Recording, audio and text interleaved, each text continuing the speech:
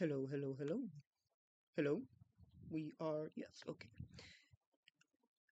Hello, how are you guys doing? It is Jaxian Maximus here with yet another video. Let me check something on Steam real quick. But today, oh, I see. Today, I'm here to basically over-explain my, super penetrator program.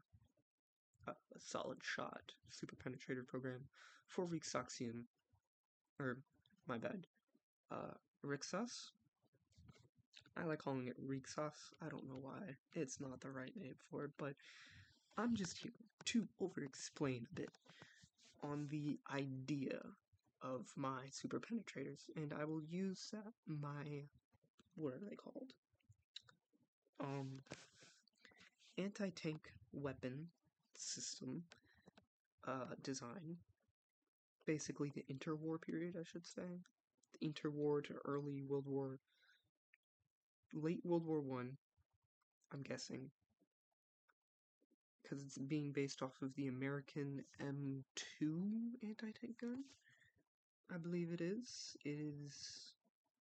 Let me look that up for you guys real quick so I can fully explain this without stumbling over myself as usual. Okay, I got it. This is the early World War II anti-tank gun. It was the M3, which is the first dedicated anti-tank,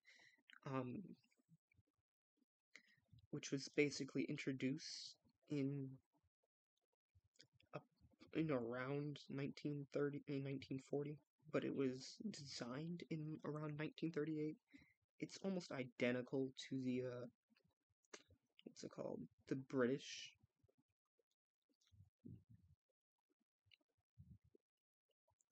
gun, and it used a 37 by 223 millimeter. Let me see. Oh, come on. Where is it?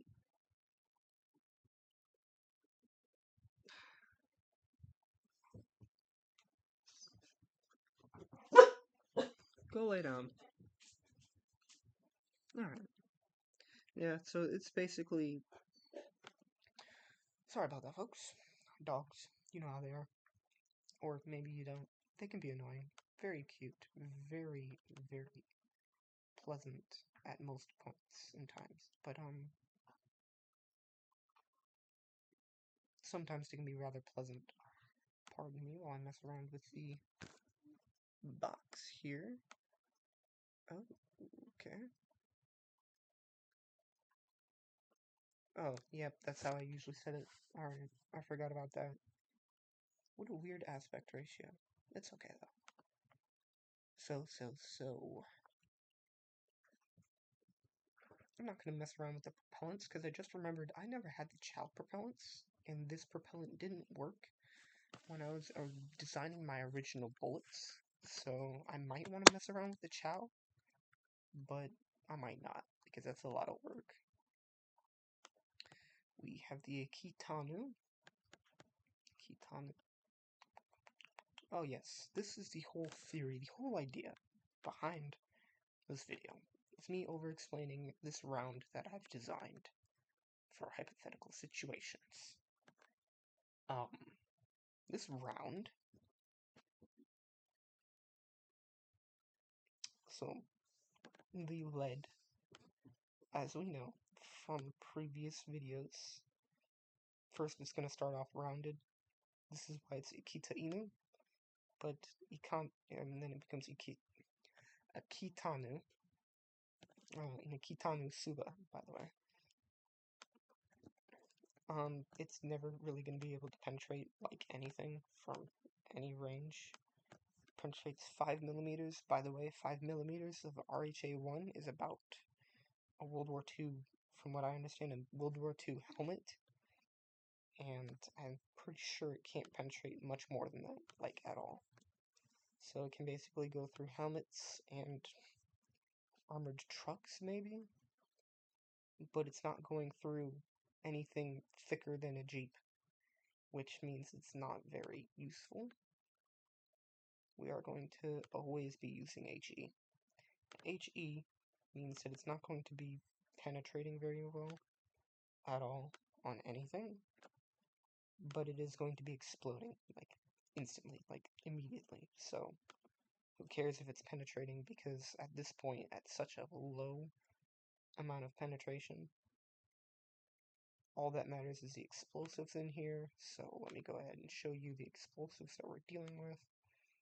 So there we go. I still have not designed my APHE. I might do that later on this video, or sometime, or maybe as a second video. Okay. More dog trouble. So yeah, HE, they are packed with how much explosives? 25. Oh yeah, I remember. This is only like 80 grams of explosive. It's not huge. It's not a lot. It's not too little either. It's enough to make a person mist, but it's not really... It's about a grenade. Like, not too much more than a grenade, to be fairly honest. But yeah. HE. The high is tracer. So tracer rounds. Just testing these out. We're not doing in-depth penetration tests or anything like that. Just showing you the differences between them. So they penetrate 2 times as more as the explosive rounds, but they're not really penetrating that much more. So they're not meant for penetration. And the explosive rounds are, well, explosive, so they're probably way better at taking out vehicles and infantry anyways. And also, it's 35 millimeters. Yeah, that's about a grenade. The main reason why I'm bringing this up is because the normal round will not use the Akita Type 5 normal one. We're not going to use that as an example. We're going to kind of ignore it because it's not going to be used that much. We will use the HE as a good example though. 4.74. And let's just use as a standard. Let's just use 5,000 cost. So 5,000 divided by 4.74. That means we can make roughly 1,050 rounds with this shell. I'm going to load up the normal Type 5 in this one. So we have 4.71, which means we can again make roughly 1,000 rounds with these and with this one. So with just 5,000 cost, alright? 5,000 cost, we can make roughly 1,000 rounds of the HE, the Type 5, and these guys. But, however, very cheap, yet they are not able to actually, you know, penetrate anything. So far, the highest that we got is, I believe, just 6, because, we'll say 70% is piercing, so that's not piercing. 6.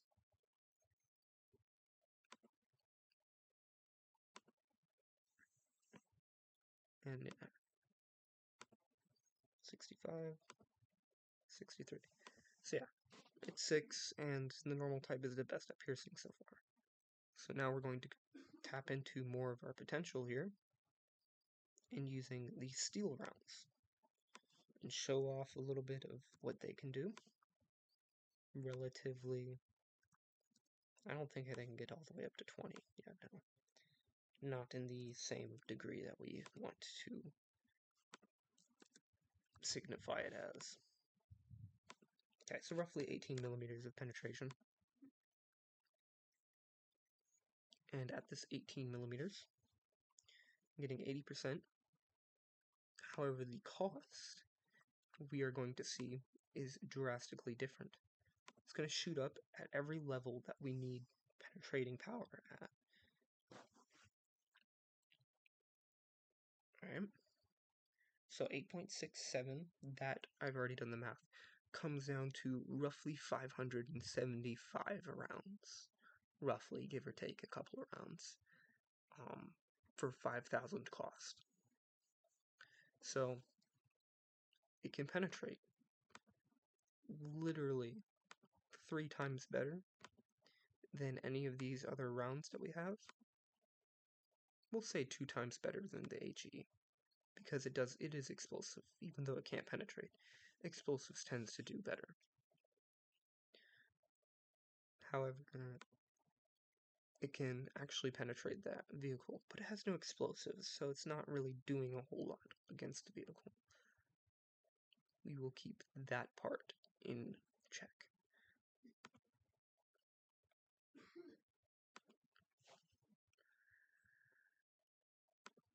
Give me one moment. Technical issues. Alright. So this, again, only roughly 575 rounds. A little bit over half for something that's like 3 times the penetration and double times the penetration of, or the effectiveness of a HE round. Only 575. That's kind of a lot for a 35mm cannon. Tiny cannon. I'll probably edit one in post. I don't edit things a lot. I know. I gotta start doing that a little bit more. So, let's see. Time to show you one of the last, I'll call, lazy rounds that we have. Ones that don't have any specialties to them. So, it's got way less barrel lifetimes. The energy on it is, energy retention is a lot more, but it's a bit weird as well. And we'll just see that the penetration is amazing on this. It's amazing penetration. Amazing. We can maybe even get up to 30? No, not quite 30. Which means it can't go against, like, medium tanks. But it can definitely go against light tanks, for sure. So 27mm. 27mm versus 18mm. So we're talking about, let me see. What are we talking about here? 27 divided by, I don't know. Yeah, we'll do it like this. Divided by 18, and it's 1.5, roughly 1.5 times more effective for something. Okay, 1.5 times effectiveness than the normal flippin' steel round, alright? Keep that in mind. 8.67 cost. 25 cost. For only 1.5 times the effectiveness. We are paying.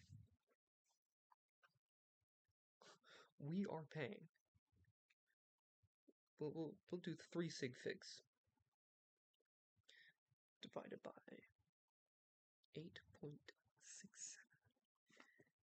We are almost paying 3 times more. Almost 3 times the cost. 2.92 times the cost. For something that is only about 50% more effective. 50% more effective. And it's more than almost triple the cost. More than double. More than double would not really be. More than double would put it in a dark gray area of maybe we'll use it.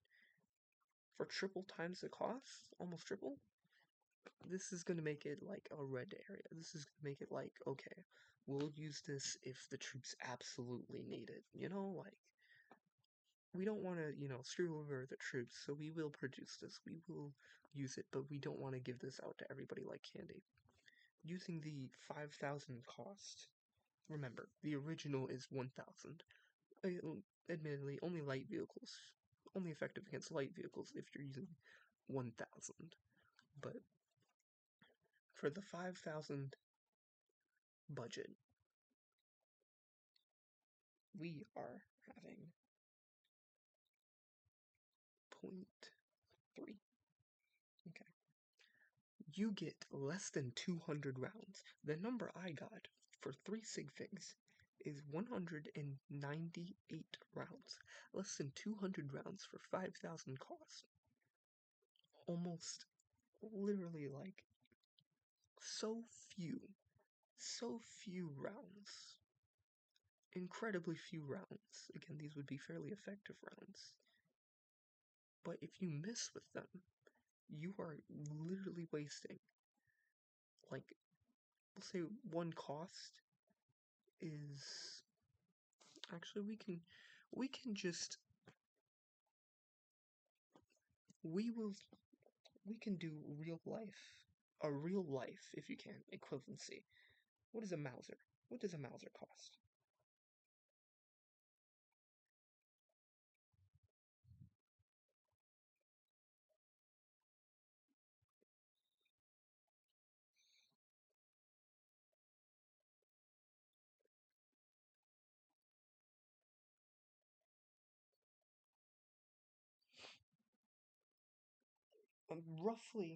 Roughly, a Mauser, which 8mm Mauser, can cost up to 90 cents per round. We'll look at the Tachyon Suba. It's roughly the same thing in Tachyon Suba.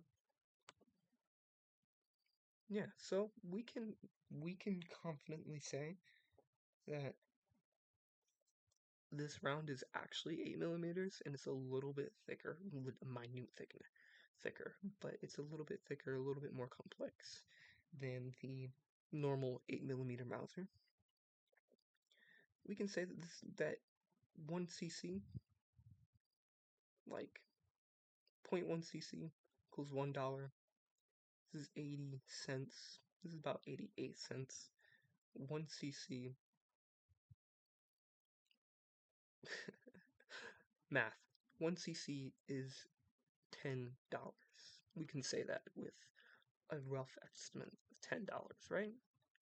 Using that idea, the normal Akitanu, all of these are roughly $47. Roughly. It's $47.50. There's one that's only $47 and we'll just look around here. $47.17, $47.40, and this is $86.70 for the steel round, right? This thing is flipping $253. We're not even gonna consider cents. $253 per round on this damn thing. Expensive rounds. Yes, you can use these. Yes, with 5,000 cost, that means we are still being able to produce more than 100. So it's not completely infeasible. We do have confirmation, though, that you need to have the resource, tungsten, which will be separate than normal metals. So that makes this even more rare and even more expensive, because how much access do you have to tungsten? You have to factor this all in. So I will even use the interior visualizer to show you guys what I have.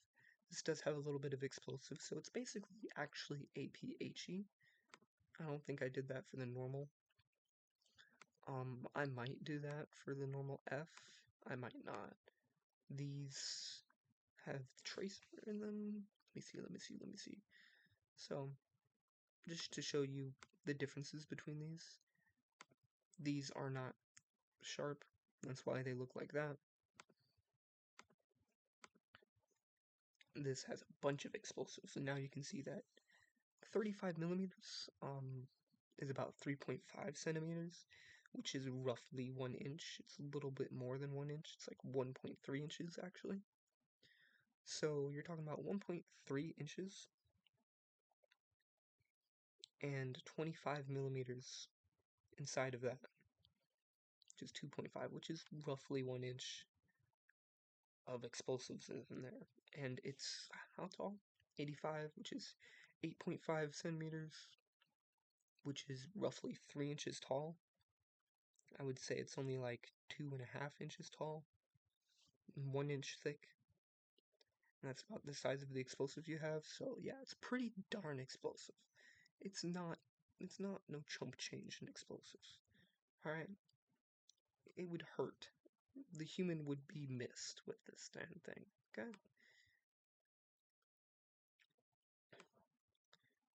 T penetration round, it does have a little bit of explosives. This explosives, with the way that we designed it, if you look in the other videos, the explosives that I packed in does not detract more than 1%. Maybe takes away 1 millimeter of penetration, but that millimeter of penetration, minus that millimeter of penetration, now means that it can still penetrate 30 millimeters at the optimal range, 30 millimeters, and now has explosives to where it's not just penetrating, going straight through the tank, and relying only upon spall. Spall is basically shrapnel. Look at it this way. If you were to punch through a wall, and you punch through the wall, it's not just your fist that's going through that wall. There's also little dust particles and stuff that is going to come off, whether it's brick or sheetrock like we have. There's going to be debris that goes everywhere. Tank rounds do the same thing. If I don't have explosives in here, it's only going to rely upon the debris. And there's not going to be a whole lot of debris with, metal. More than nothing, but it's not going to be a lot. So, to put a little bit of explosives in there, and you have a little bit more luck. They are on a fuse to where it explodes after it penetrates through the tank. But yeah. HE has no fuse on it, it's just impact. And now to show off our super weapon, because these are super expensive. Showing off our super weapon. The XF. Super duper complex. Super complex. However, the complexity means it's going to take maybe more time to produce this round, but it's going to be way cheaper. Way cheaper. And I am trying to work on something that's going to be even more cheaper. I have a round currently that's even cheaper with more penetration, believe it or not. More penetration, and I believe it's not lighter, it's actually a little bit heavier. A little bit heavier. It's fine, though. A little bit heavier, but way cheaper. And this one is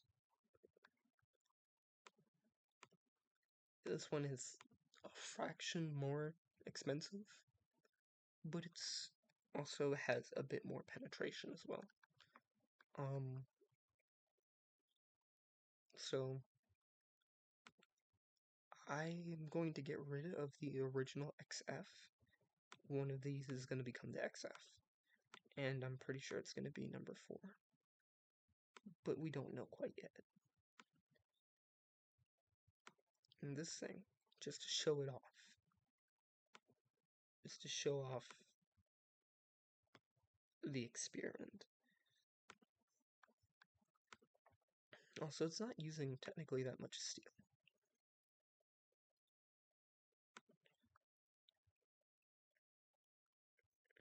So, it bleeds a lot more energy.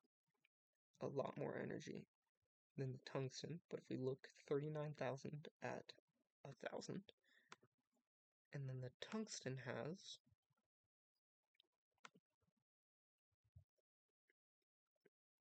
70,000 at 1,000. So it's not going to be able to penetrate nearly as much as the tungsten.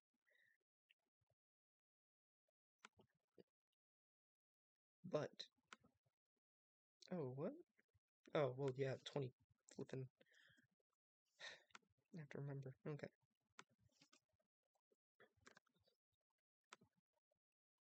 So now we have something that can penetrate only 3 more millimeters. 3 more millimeters than the normal F round. My bad. 3 more millimeters. Burns through the barrel a lot more. But the normal flipping round wouldn't even touch this. Wouldn't even dare to touch this, okay? And I'm going to show off a little bit. The XP4 versus our XPF. Only a percentage more.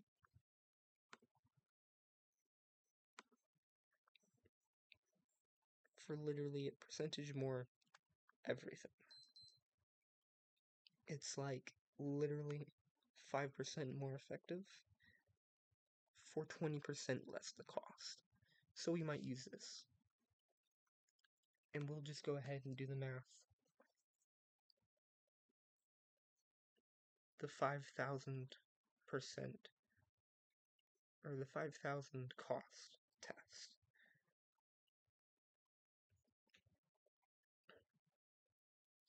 We can make 380, a little bit more than this, but 380 rounds of the super special complex round that has only, let's say, 10, fudge,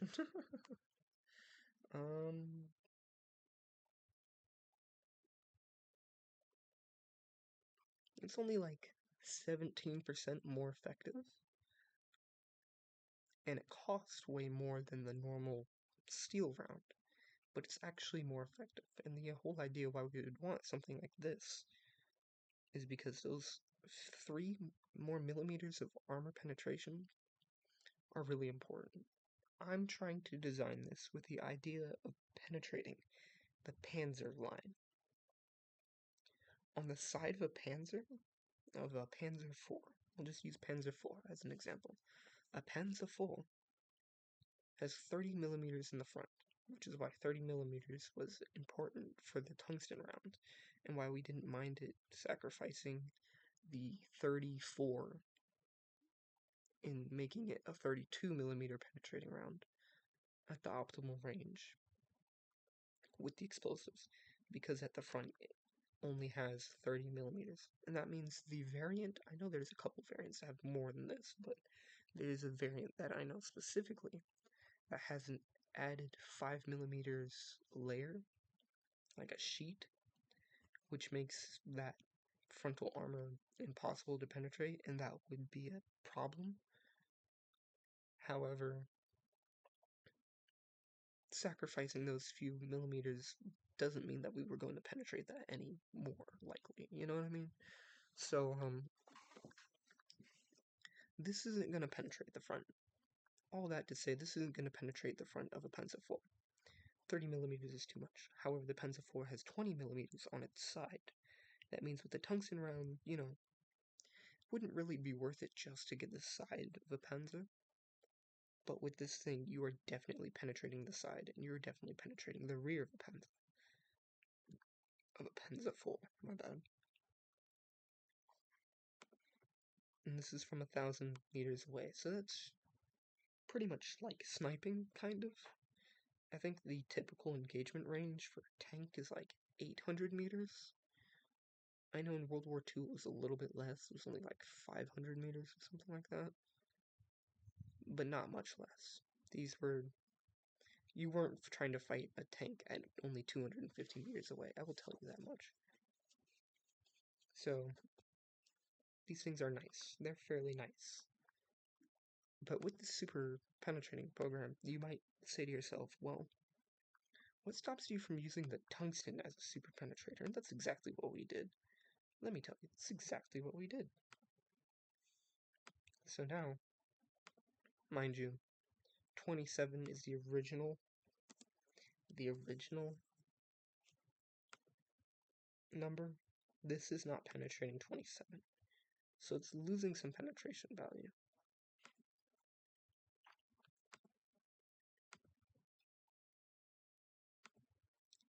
This is probably why we're not going to keep it at all. Why it's probably not going to be used. Because it's losing penetration value. And it might have to just be adjusted, but we'll see. We shall see.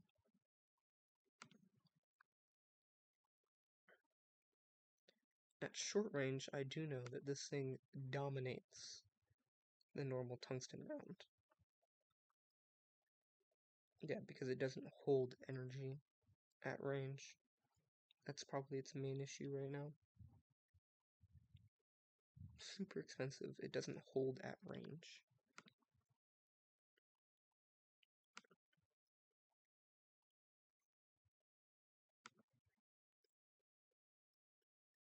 Yeah, by golly, it does not hold at range.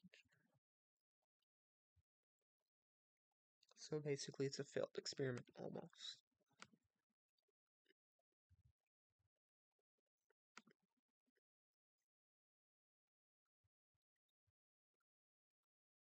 A bit better at close range. I think 500 meters is the cutoff.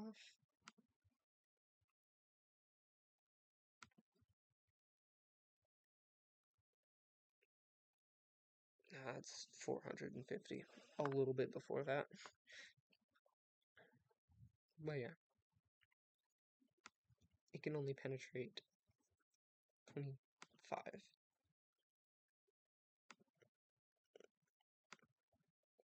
25.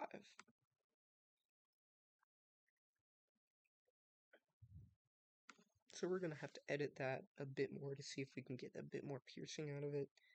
With the way it's designed means that we're probably using less tungsten.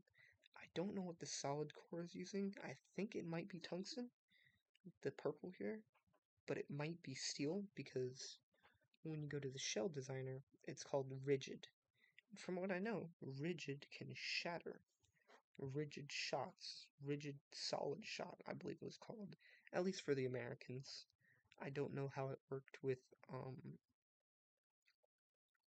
the British and anybody else, but rigid solid shot was usually steel.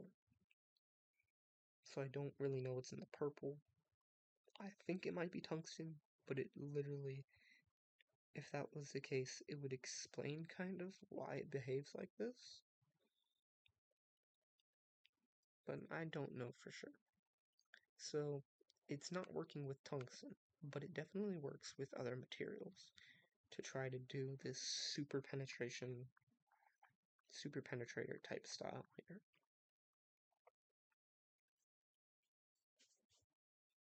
Let me see here.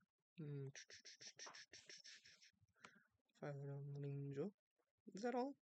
Was that all? Pretty much. I think I'll end the video here. But yeah, as you can see, it's 26 cost.